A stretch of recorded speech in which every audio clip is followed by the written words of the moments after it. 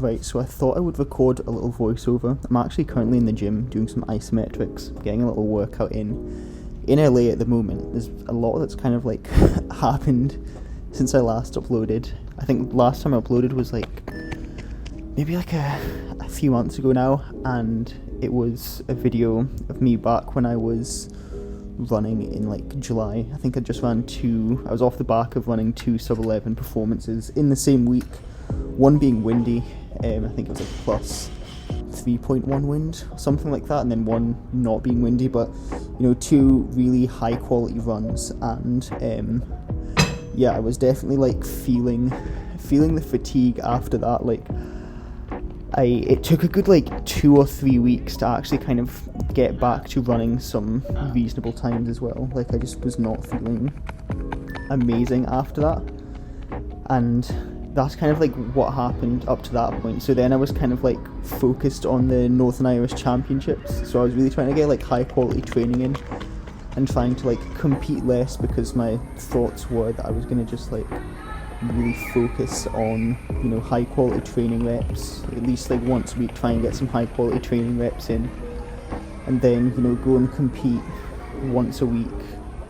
Not go and compete once a week, sorry, get the high quality training reps in once a week, and then, you know, go and compete a week before the Northern Irish Champs as like a little kind of like shakeout test meet with the Glasgow Jaguars, which wasn't like a guaranteed thing, but it did end up coming off. I did run for them, and that race didn't go amazing, I'm not gonna lie. I think looking back at it, my training was really geared towards like almost peaking in the middle of the week. Like I seemed to run really well in the middle of the week and then less well, you know, at the weekends, when that's when I wanted to like, you know, really peak, I guess. So I feel like maybe the planning was more focused around like peaking at that point, which is not really when I wanted to peak.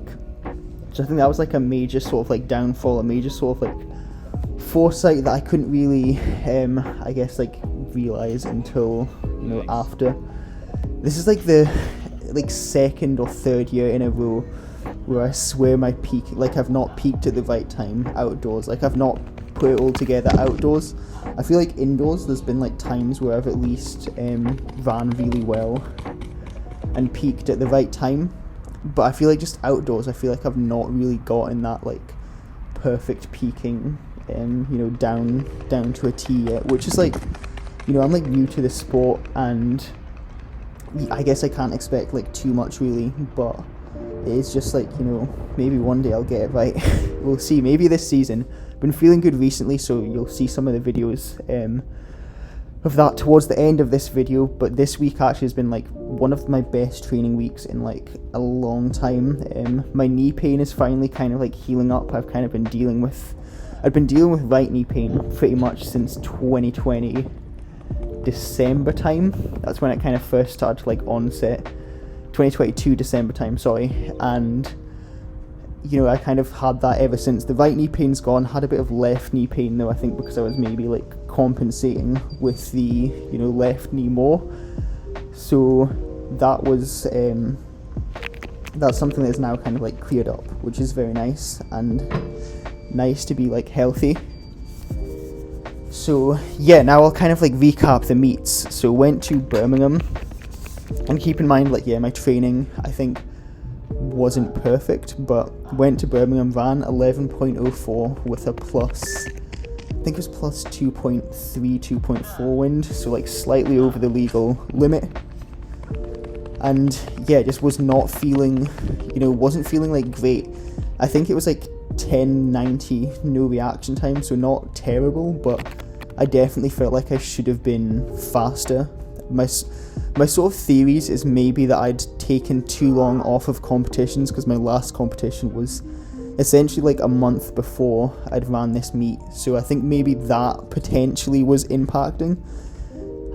But it's, you know, it's always hard to say, right? It's hard to kind of like say, oh yeah, this is the reason for this and that, but I potentially think that's a reason. Like you have too long off, you're not getting that stimulus often enough, and then, you know, you kind of like reintroduce it. And I think that's maybe where I went wrong with this whole kind of like training plan that I had. Maybe I should like focus on like opening up slightly later in the season, maybe like middle of May, end of May, even June time, and then focus on kind of like peaking for August, so like doing a meet like each week and really trying to focus on quality. When it comes to meets as well, you know, I was actually really lucky this year. I think I ran into like maybe just one headwind, two headwinds, and they were like really kind of like minor headwinds. I think Northern Irish Champs was one of the headwinds that I did run into. I think it was like I want to say it was like minus 0.3 or something like that, but it definitely felt like it was more on the day. Like it potentially could have been more because they only record the first like 4 seconds, but yeah, potentially more. But that was my worst race of the year. It was 11:37, I think, which was like slowest of the year. Like it kind of like doesn't make sense. You should get faster as the year goes on, but I was just, you know, just wasn't obviously in a great shape after, you know, all that time off from competing. And then, you know, I don't know, I guess I just like messed the taper up as well. I feel like I probably need to discuss with my coach John more when I am tapering and kind of like figuring out a plan to really peak at the right time and to like get good peaks, I guess. Like indoors doesn't seem to be a problem. Like in 2023 it was good, you know, this year it was good. Like everything kind of worked out well in my favour, you know, other than obviously kind of like having that slight tightness towards, you know, the last meet of the year in my hamstring, or the last meet of like indoor season in my hamstring.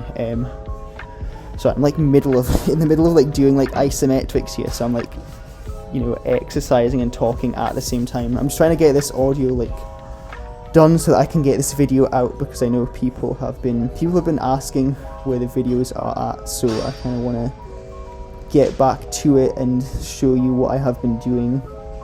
So yeah, after that meet though, after running 11:37, I really had to kind of like contemplate like things. And one of the things that I think I really want to do, I still want to sprint. I still really enjoy sprinting. You know, it brings me a lot of joy running fast, you know, competing. But I really want to try long jump. I actually feel like long jump might be better suited towards me, which is like strange because I'm like, you know, really short, and like long jump, I guess people associate that with like taller athletes, but I really believe I could like make a run for the Olympics in 2028 with long jump. I think with my like speed combined with like my natural like 1 foot bounce, I feel like I genuinely could go in the 8 meter range. I'm not really sure how far I can go. Obviously I need to like, you know, get a solid year of long jump training to really see what my potential could be. But I really think I could do well, and I'm saying this with like a current PR of like, I think it's like 5:71 or something like that. Like it is not amazing, but that, like, there's obviously like a lot of things go into it. So when I did the 5:71, like the quality of the landing was just like shocking.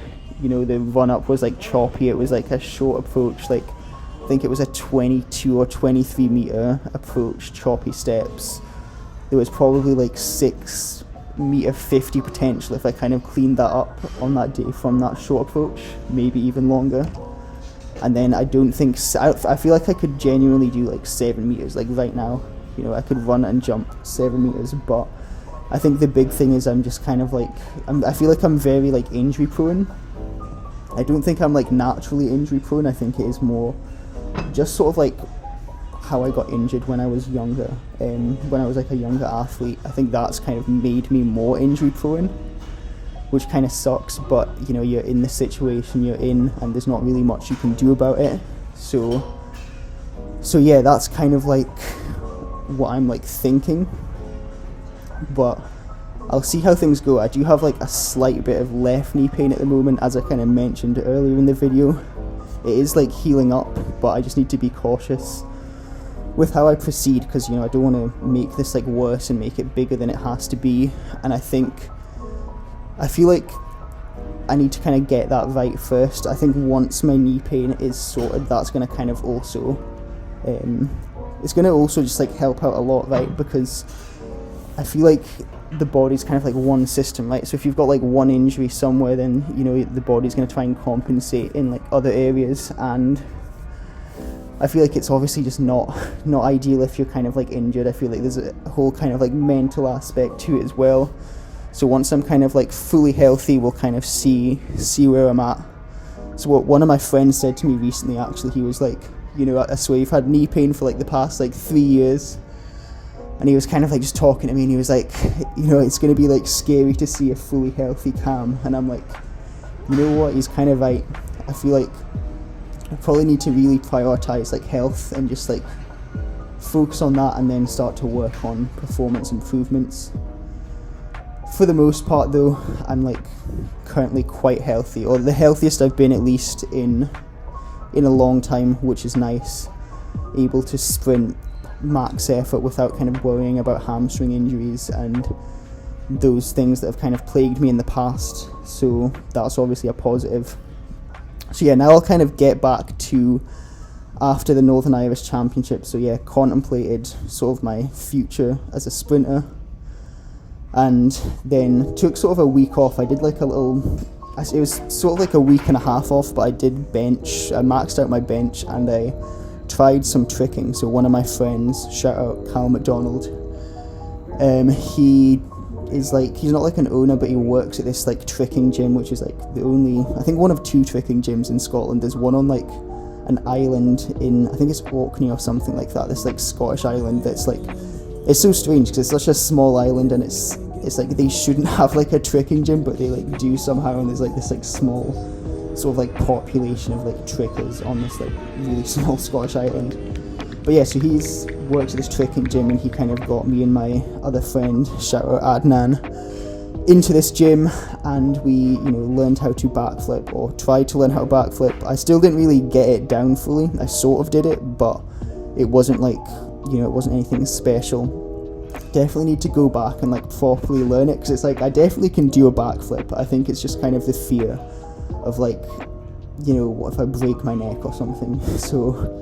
So yeah, but we did that. That was like a little fun thing to do, but my knees were absolutely toasted after that, and they were toasted in general. Like, as I mentioned, like throughout the season I'd been dealing with this like right knee pain, and it doesn't really affect my sprinting. Like, it doesn't seem to flare my knee pain up when I sprint. So, you know, I don't know how much it does affect sprinting, but I'm assuming, as I kind of mentioned earlier, like I feel like the whole body is like one, and if there's like areas where you're not healthy, then you're kind of probably subconsciously going to be like holding back almost. So yeah, flared that up, and then decided, right, this is like the prime time to really focus on rehab. So I then flew over to Syracuse, New York. So for those of you that don't know, I am actually studying over in Syracuse, New York for 1 year. It's part of this scholarship program with my hometown. So I live in a place called Lockerbie, and there was this Lockerbie bombing in 1988, and I'm sent over to essentially represent Lockerbie at Syracuse for the year, because what happened was 35 Syracuse University students passed away in this bombing. There was 11 people that died in my town on the ground, and I'm over here to like represent them for a year. So I was hoping to, you know, initially join their track team. So the roster was full. I think on top of that, I'm like a non-matriculated student, which means I'm like a non-degree seeking student, which I think meant that I wouldn't be able to compete for them. However, because I'm like a postgraduate student, like I've got my degree, there was potentially a rule that would have maybe allowed me to compete, but I didn't really get to explore that option because the team was full. Maybe if I'd like emailed back in like April, I was like considering emailing back then. Maybe if I'd done that, I could have potentially got a spot, but you know, it is what it is. I'm still going to obviously train hard for my goals. I still have, you know, things I want to achieve, and why would I kind of like stop that just because something comes up? And I'm like incredibly grateful for this opportunity, because it's honestly been like, you know, this life-changing thing. I don't really think I'm going to get into it on, you know, this channel. I do have like a small channel that we've sort of like documented. So it's me and this girl Anna. We're both the scholars for this year, and we're kind of documenting our journey on this channel. But I don't think I'll link it on here, because I feel like it's not necessarily relevant to my like sporting blog. Would you call this a vlog? I don't even know. I don't know at this point. But yeah, so then obviously knee rehab happened. I was getting healthy, but I kept having like little kind of like flare-ups. I think because I'm always just like eager to like get back to doing like fun things like jumping, you know, those kind of things of that sort. And you know, I kept just getting like little flare-ups. Eventually my right knee was like good and it was like fully healthy, but then my left knee started to get a little bit painful. And this was towards the time when I wanted to start my sort of training cycles for, you know, indoors. I had a plan to open up on the 5th of January, so at this meet called the BFTTA, so it's like the Be Fit Today Track Academy, I think that's what it's called, but they host this meet on the first weekend of January, and it's at the Lee Valley track, which is a really nice track, really good indoor track. So I'm planning to open up there on the 5th of January, that still is the plan. I've actually got a friend back in the UK as well. I think he's 44 or 45. Correct me if I'm wrong, Isaiah. I don't know if you watch the videos. I think he sometimes does. But yeah, so I'm planning to do a meet and hopefully he's going to join. I did kind of speak about it with him earlier this year, sort of like maybe like September, October kind of time. So hopefully he'll join and it'll be cool to kind of sprint with someone. And I think my friend will maybe come and join me and watch me at the meet, like one of my other friends from university in Scotland, because he lives in London now, so that'll be nice. I did try to do that last year and I was feeling good, and then I had a tight hamstring, which was a bit annoying, but you know, we move, it is what it is. So yeah, knee rehab has went, you know, it's been a bit patchy. I definitely feel like I got way stronger. And one thing to note as well, actually, so like living here, being at the university, I've had like free access to the gym. You know, there's like dining halls where I have access to like all I can eat, which has been really dangerous because I have gained like 10 pounds of body weight, which I think like a lot of it's been muscle, but probably some fat as well. Like you can't really gain, like you have to probably gain a little bit of fat to gain muscle. Like it's not going to be like you're just gaining 10 pounds of lean mass. Like you're always going to have to gain a little bit of like fat somewhere. So I think I've definitely put on a bit of fat. Plan now is to like recomp the body a little bit. So I got up to, I think the heaviest I weighed in at was 154.6, I'm pretty sure, but I was potentially heavier, you know, on some days, because I've only really been weighing in once a week because I've not really had access to like scales.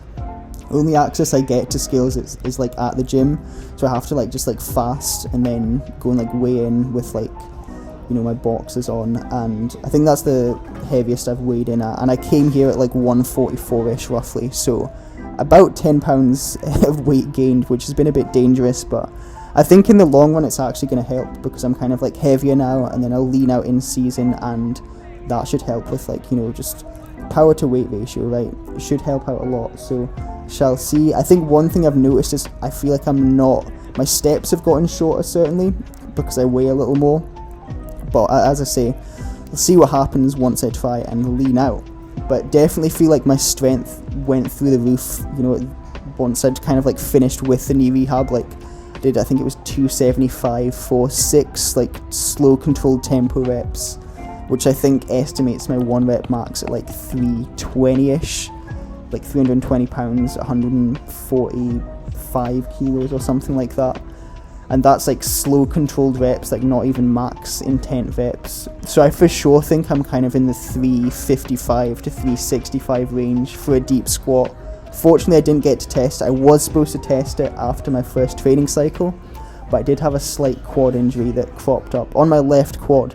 I kind of noticed as well my left quad was slightly atrophied compared to my right quad, which I'm assuming is maybe because I was like, I don't know, I actually don't know why that is. But I did notice it was like slightly atrophied, so like slightly less strong. So that happened. It wasn't really ideal, but I kind of was able to come back pretty much straight away. Like it wasn't really a pull, it was more of like a tweak, I would say, and I was able to kind of get back into training relatively quickly, which was nice. So yeah, quad pull happened, and then got back to training. And I'm trying to think what else happened. Power cleans have been feeling really good as well. You know, you're currently seeing me power clean, I think it's 224 because this bar weighs 44 pounds and not 45 pounds. So 224, 101.6 kilos. But yeah, Olympic lifts are feeling really good currently. I think I'm definitely going to PR soon. I think I'm planning to test next week.